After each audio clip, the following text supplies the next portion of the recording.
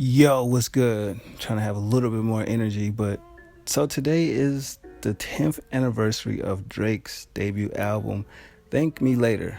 An album that was picked apart, shitted on, laughed at, many articles wrote about, and people really didn't fuck with it. They said he was on some Sade type, feminine type music. You know what I mean? It wasn't the album that we all thought we would be. Well, of course not. When you got a label that's backing him and they basically put money into the product, which is Drake, you know what I mean, to give us the work, which would be the album. Your first album really ain't gonna be what you thought it was gonna be. I mean, look at the track list alone. You see the notable artists he had on that album. How many people got a debut like that? You know what I mean? So that's basically him doing the album the way the label wanted them to do. And it kind of didn't come out right. I personally didn't have a problem with it. You know what I'm saying? But seeing how most people were so hyped from his mixtape, which was better than a lot of niggas' albums that year, and that's a video for another day. But when you get the album, I think it's everything that Drake already was. You get emotion, you get excitement, you get braggadocious rhymes. You know what I'm saying? You get introspectiveness from him. So, what was the part where people didn't like it? What were y'all expecting? I mean, he was doing a lot of more sing-songy type stuff on the album than rapping, of course. You know what I mean? But when he rapped, you know? And some of the questionable singles that he put out videos for, you know, it's like, some were good, some was just like, huh? I wouldn't have came out with that first record, though. I thought that was, like, very unusual of Drake.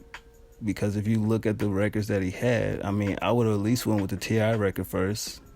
You know what I'm saying? He did with the Find Your Love record. Then he did the Missing Me record, or Miss Me record with Wayne, which made sense. But the first song, that's like one of the songs I don't fuck with on the album. Because it just seems so bland. You know, like the beat is not inspiring. His raps was cool on it, but at the same time, it just seemed like a easy record that was just too easy. But 10 years later, here's Drake. A lot of people figured that he wouldn't be around. You know, as far as me, when I first discovered Drake from a song in my friend's iPod, for those that never heard the story, I can't remember the record though, but the line was, Wayne, if you're on Mars, can you pick me up on Jupiter? And I interpreted that as, who is this nigga trying to diss Wayne? A nigga saying that he is in the same stratosphere or galaxy as Wayne? You know what I mean? Who the fuck is this? Never heard of Drake before that. You know what I mean? And then the version that I had didn't have Lil Wayne on the end of the record telling Drake he should have said this. So by the time I actually went and got the song, another version of it, and heard Wayne at the end of the record, I was like, oh shit, Wayne know this nigga. Who the fuck is Drake?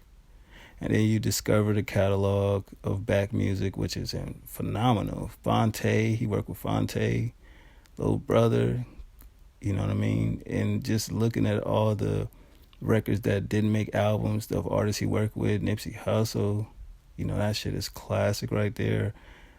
And even the diss records that he had from notable artists in Canada. You know, it's just like, whoa, this young man is not nothing to play with. So when it came to So Far Gone, which was crazy, best I ever had, I don't give a fuck, that shit was a smash. Whether you call it emotional or simpish, whatever you want to call it, that shit was crazy. You know what I mean? But that's beyond the point. Whatever, I'm not going to go into that. But that was still a great mixtape, you know, and then they took the songs that were original records, you know, and put that out in stores and at EP, and most people bought it up. Even I think that went gold. So when it came to his debut album, it was high levels of anticipation.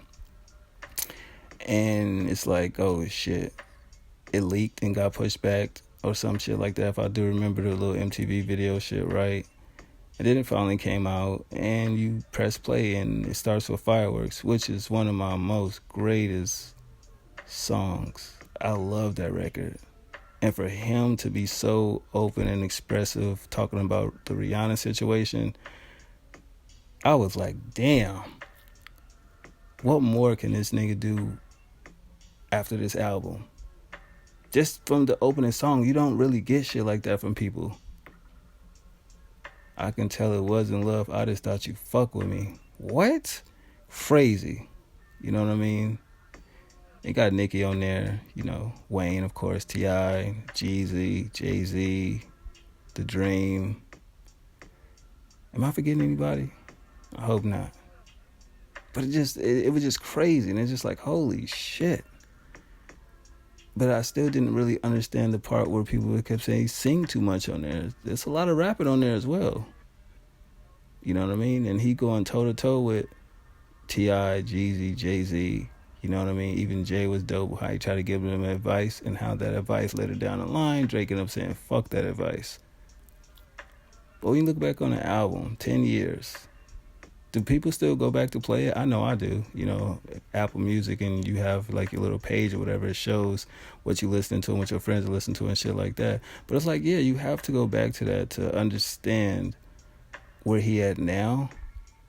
And at least with me, I just sit there and I'd be like, well, damn, he can say some emotional shit, whether it's about his life, a female, or him just speaking on the industry as a whole.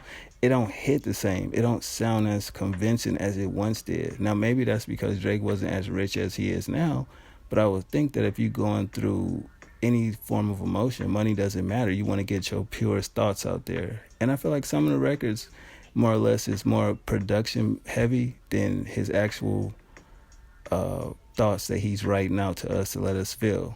It doesn't come across as, it come across as genuine, but it don't come across as hard hitting, you know, emotionally driven. I don't be feeling that a lot of times. Some clever shit he'll say, but I feel like that first album, when you just press play and just let it run all the way through, and I'm not gonna say you're gonna like every song, but you can't deny that it is something you can take from every song on his debut album.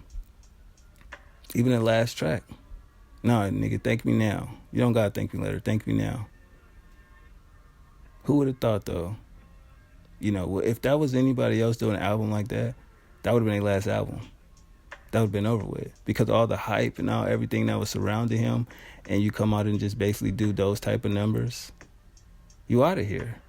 But the game was shifting. It was changing. A lot of artists started doing, you know what I'm saying, motherfucking first week numbers looking low as shit. 100,000, maybe 200,000. You know what I mean? Those millions and millions of views or sales was definitely out of there. But to me, I still play the album. I still sometimes go back and look at the booklet. You know what I mean? And just to see how things change from him actually putting CDs out to him actually putting no CDs out, just doing streaming shit. You know what I mean? And it's like, man, has he changed? Of course he has. He's changed a lot. Not only from his particular style with music, from production, to just how he approaches certain situations he's been in when he's knowing he can win, or some situation you don't even know the outcome. But he used to be as humble, you know, he wouldn't reply if you dissed him. But now he's willing and waiting and wanting the confrontations. So it's more than just looking back on an album. It's just him as a person, him as an artist.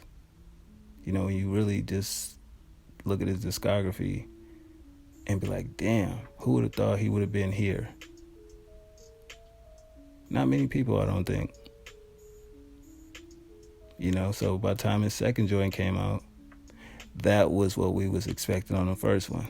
Some will even not even count his first album. They'll say that's a continuation of So Far Gone. They'll say that's just So Far Gone Part 2, the watered down version. But his real official album is Take Care.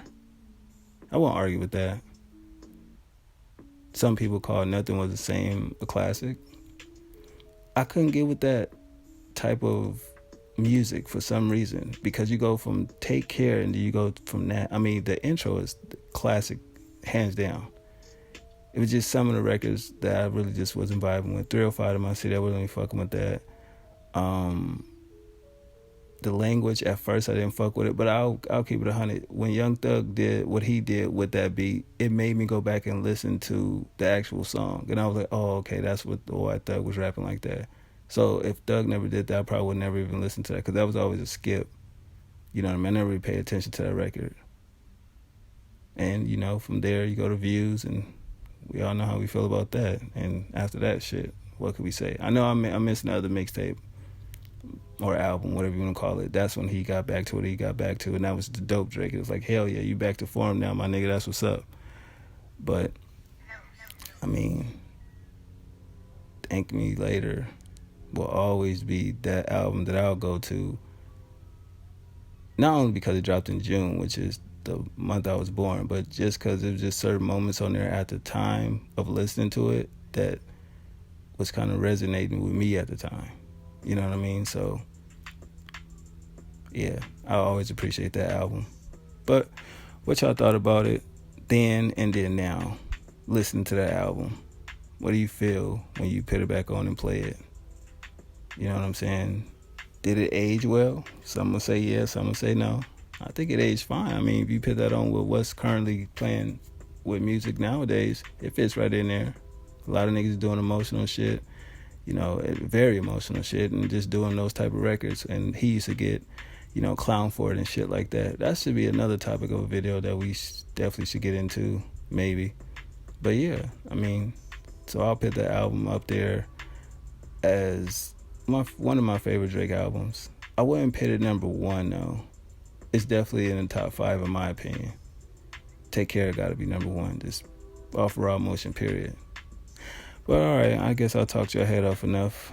Y'all go ahead and let me know what y'all feel about the album then and now in the comment section. So it'll be like then, your reaction. Under that, now, your reaction. So y'all stay safe, stay blessed. I'ma holla at y'all.